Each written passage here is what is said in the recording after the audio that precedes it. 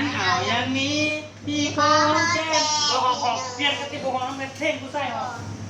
โทษคุณดีเงินพี่ทำไมห้องที่โทษคุณดี